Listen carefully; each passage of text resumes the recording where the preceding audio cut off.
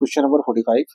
यहाँ पे जो क्वेश्चन दिया हुआ है रोटेशन का, इसमें क्या है, एक रॉड है जो एक वर्टिकल वॉल एच के सपोर्ट में रेस्ट पोजीशन पे है। ठीक है, तो अगर ये रेस्ट है और एंगल उस समय मिनिमम कितना हो सकता है, थीटा हो सकता है। ठीक है, मिनिमम एंगल थीटा दिया हुआ है, तो उस केस में हमको फ्रिक्शन कोफिशिएंट ग्राउंड की वैल्यू चाहिए।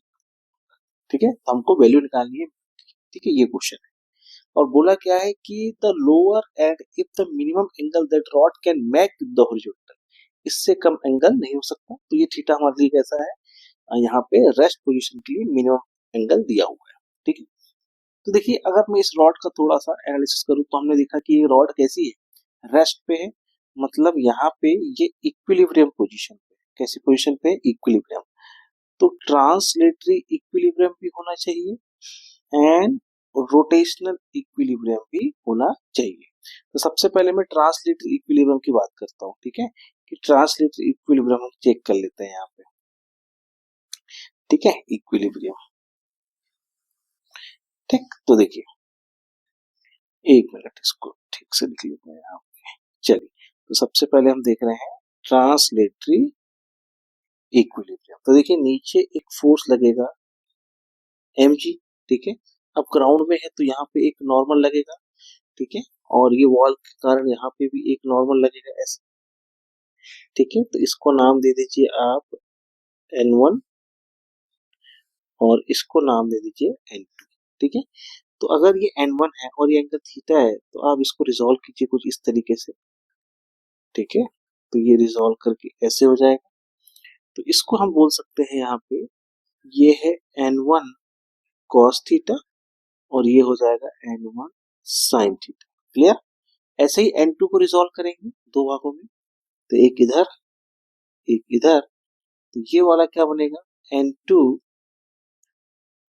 cos थीटा और ये हो जाएगा N2 sin थीटा। तो अगर मैं अब ट्रांसलेट इक्विलिब्रियम की बात करूं तो y एक्सिस पे मैं देख लेता हूं, ये मेरी y एक्सिस और ये मेरी x एक्सिस। y एक्सिस पे इक्विलिब्रियम को चेक करते हैं। तो y एक्सिस पे क्या होगा, देखिए दो फोर्स है, एक N1 cos थीटा ऊपर और N2 भी ऊपर, तो कितना हो जाएगा, N1 cos theta plus N2 भी ऊपर है और नीचे डाउनवर्ड डायरेक्शन में एक ही फोर्स है, वो कौन है, mg। तो ये y एक्सिस का इक्विलिब्रियम का इक्वेशन आ गया, तो equation number 1। As it is y axis के बाद हम x एक्सिस का इक्विलिब्रियम चेक करते हैं। तो देखिए अगर ये ग्राउंड में है तो रॉड आगे की तरफ जाएगी तो फ्रिक्शन कहाँ लगेगा, पीछे।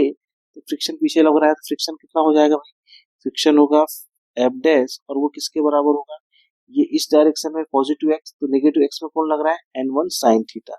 तो ये हो जाएगा N1 sin थीटा। अब एफ डैश क्या होगा, एफ डैश होगा म्यू N2, है ना, म्यू आर होता है नॉर्मल फोर्स कितना है यहाँ पे N2, तो mu N2 is equal to N1 sin theta. तो ये इक्वेशन नंबर 2 आ गया। क्लियर? तो यहाँ ट्रांसलेटरी इक्विलिब्रियम हमारा आपने ठीक कर लिया।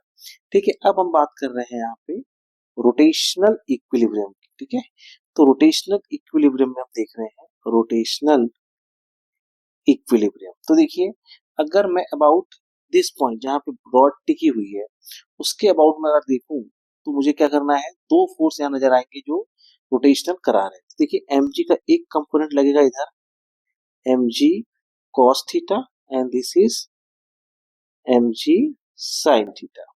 और देखिए ये एक फोर्स लग रहा था यहाँ पे, कौन सा वाला, ये है आपका N1 है, क्या है ये, N1। तो देखिए mg cos थीटा इधर घुमाएगा और N1 कहाँ घुमाएगा, इधर, और दोनों कैसे होना चाहिए, इक्वल होना चाहिए, तभी रोटेशनल टॉर्क आएगा। तो हम क्या लिखेंगे, mg cos थीटा और डिस्टेंस सेंटर जहां से फिक्स किया है डिस्टेंस वो कितना हो जाएगा, L/2, क्योंकि सेंटर ऑफ मास रॉड का L/2 पे होगा, क्योंकि हमने कौन सा फॉर्मूला यूज किया, torque is equal to RF। तो F क्या है यहाँ पे, mg cos थीटा और उसकी पॉइंट जहां से फिक्स ले रहे हैं उसकी दूरी कितनी है, L/2। ठीक है, वो किसके बराबर होगा, N1, और उसकी दूरी यहाँ से कितनी दी हुई है, ये देखिए, तो ये L/2 और ये डिस्टेंस कितना ले लेते हैं यहाँ पे हम, ये डिस्टेंस को हम ले लेते हैं यहाँ से x, कितना डिस्टेंस ले लेते हैं यहाँ पे x। तो N1 L/2 plus of x, तो ये मेरा रोटेशनल टॉर्क भी इक्विलिब्रियम में आ गया, इक्वेशन नंबर 3। तो x के लिए थोड़ा वैल्यू को हम सॉल्व करते हैं, ठीक है। तो देखिए ट्रायंगल आपको दिख रहा है ऐसे, ठीक है। तो ये यहाँ पे सेंटर ऑफ मास, तो ये डिस्टेंस L/2 और ये x, ठीक है, ये h और ये एंगल है थीटा। तो h/L/2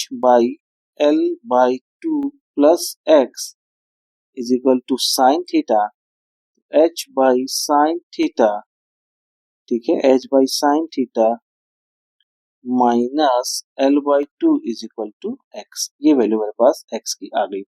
इस वैल्यू को अगर मैं हमारी इक्वेशन नंबर 3 में पुट करूंगा तो क्या आएगा, देखिए जरा, इसको यहीं पे चेक कर लेते हैं। देखिए mg cos theta L/2 n1 L/2 plus h/sin theta minus L/2, minus L/2 से माइनस L/2 कैंसिल, तो इक्वेशन कितनी बची, mg cos theta L/2 is equal to n1 h sin theta. ये इक्वेशन नंबर 3 मेरे पास आ गई, ठीक है। तो अब देखिए फर्दर इसको हम और सॉल्व करते हैं। तो हम पहले तीनों इक्वेशन को फिर से देखिए, थर्ड को लिख लेते हैं पहले। थर्ड इक्वेशन क्या है यहाँ पे, mg cos theta L/2 n1 h sin theta. ये इक्वेशन जिसको हमको सॉल्व करना है, तब जाके हम म्यू तक पहुंचेंगे।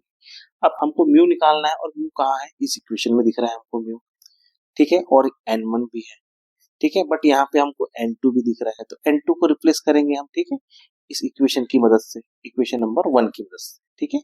तो देखिए अगर मुझे अब इस इक्वेशन को देखिए, इक्वेशन नंबर 1, इक्वेशन नंबर 1 में मैं n2 का वैल्यू को रिप्लेस कर दूं तो क्या हो जाएगा, देखिए n1 cos theta plus n2 का क्या वैल्यू है, n2 हो जाएगा n1 sin theta divide by mu, ठीक है, इज इक्वल टू mg, ठीक है। अब यहां से मैं n1 को कॉमन निकाल लूं तो क्या हो जाएगा, n1 अगर कॉमन निकाला आपने तो ये हो जाएगा cos theta plus sin theta divide by mu is equal to mg।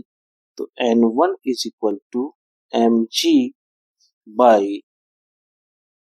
cos theta plus sin theta divide by mu, ये n1 का वैल्यू आ गया है, क्लियर। अब देखिए इस n1 की वैल्यू को हम पुट करेंगे इस वाली इक्वेशन में, है ना, इक्वेशन नंबर 3 में। तो इक्वेशन क्या बनेगी हमारी, देखिए, तो ये हो जाएगी mg cos theta L/2, n1 कितना है, mg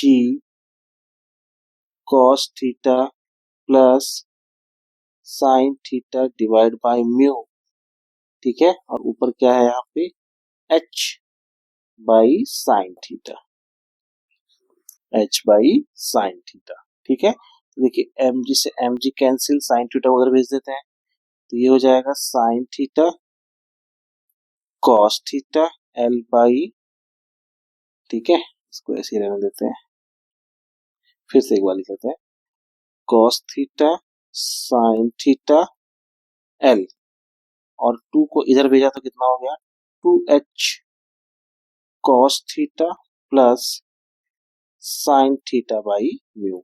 इस वैल्यू को हमको फर्दर सॉल्व करना है, तब जाके हमें क्या मिलेगा, म्यू। तो देखिए इसको सॉल्व करते हैं तो क्या हो जाएगा इक्वेशन, देखिए, तो इक्वेशन को सॉल्व करते हैं यहाँ पे, चलिए देखिए, तो क्या हो जाएगा, देखिए इस पूरी टर्म को इधर भेज देते हैं और नीचे रह देते हैं इसको, तो क्या हो जाएगा cos theta plus sin theta, ठीक है, ये खाली म्यू इसके डिवाइड में, ठीक है, म्यू, ठीक है, और इधर क्या हो जाएगा 2h डिवाइड बाय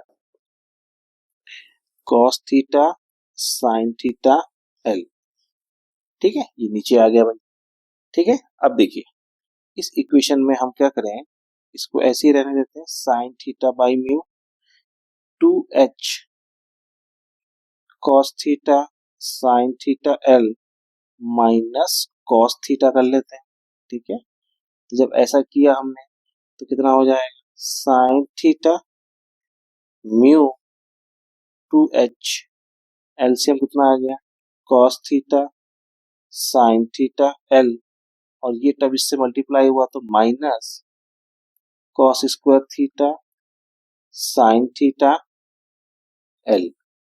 ठीक है, ये टर्म यहाँ पे चले जाएगा। ठीक है, अब देखिए, अब जब ये ऐसे आया तो अब हम क्या करेंगे, इसको इन्वर्स कर दीजिए।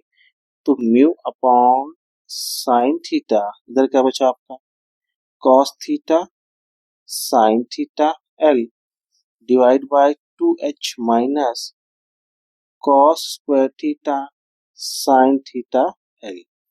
ठीक है, अब देखिए इस इक्वेशन में साइन आपको दिख रहा है, इस साइन को जब मैं इधर भेजूंगा तो क्या हो जाएगा, mu is equal to cos theta sine square theta L, ठीक है, divided by 2h cos square theta sine theta L.